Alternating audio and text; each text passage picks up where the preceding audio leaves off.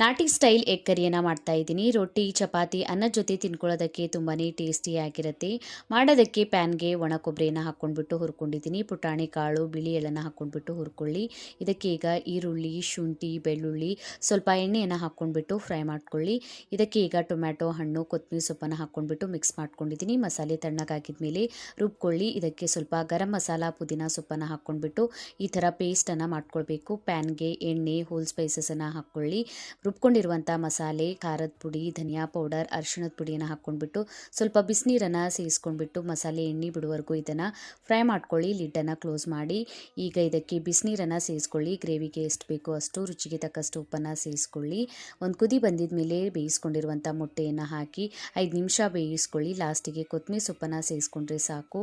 ಟೇಸ್ಟಿಯಾದಂತಹ ಮೊಟ್ಟೆ ಕರಿ ರೆಡಿಯಾಗುತ್ತೆ. ಟ್ರೈ ಮಾಡಿ, ಕಮೆಂಟ್ ಒಳಗೆ ತಿಳಿಸಿ. ವಿಡಿಯೋ ಇಷ್ಟ ಆಗಿತ್ತಂದರೆ ಲೈಕ್ ಮಾಡಿ, ಶೇರ್ ಮಾಡಿ. Thank you for watching.